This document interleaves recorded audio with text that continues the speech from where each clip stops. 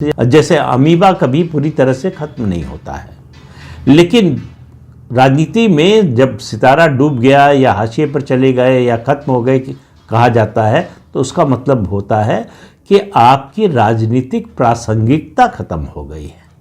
अब राजनीति को प्रभावित करने की, चाहे उस राज्य की हो चाहे राष्ट्रीय राजनीति की बात हो, वो क्षमता आप में नहीं रह गई है। दूसरा परिवार है एच.डी. देवेगौड़ा का परिवार। देश के प्रधानमंत्री रह चुके हैं, कर्नाटक के मुख्यमंत्री रह चुके हैं, लंबे समय तक कर्नाटक की राजनीति में बड़े असरदार नेता थे, प्रभावी नेता थे और एक समाज के यानी वोकालिगा समाज के सबसे बड़े नेता थे। आज उनका परिवार और उनकी पार्टी दोनों हाशिए पर है। बीजेपी से समझौता कर दिया लोकसभा चुनाव में, सिर्फ 2 सीटें दी बीजेपी ने। 28 सीटें हैं कर्नाटक में लोकसभा की है।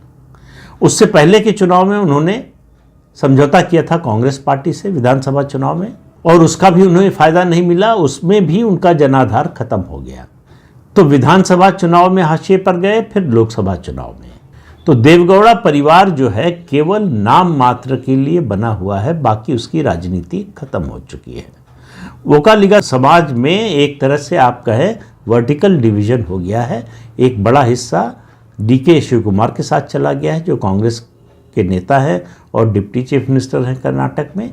इस उम्मीद में गया था कि वो 2023 के चुनाव में नतीजा आएगा, कांग्रेस की सरकार आएगी तो मुख्यमंत्री बनेंगे, लेकिन ऐसा हुआ नहीं।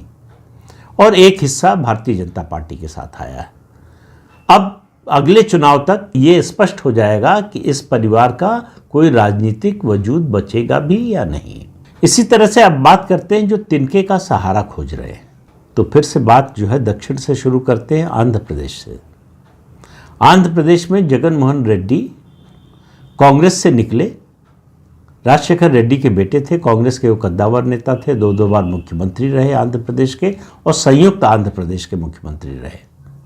और 2004 और 2009 में कांग्रेस पार्टी की केंद्र में सरकार बनी, उसमें सबसे बड़ी भूमिका राजशेखर रेड्डी की सफलता आंध्र प्रदेश में जो विधानसभा और लोकसभा चुनाव में हुई उसके कारण, खासतौर से लोकसभा केंद्र की बात कर रहे हैं तो लोकसभा।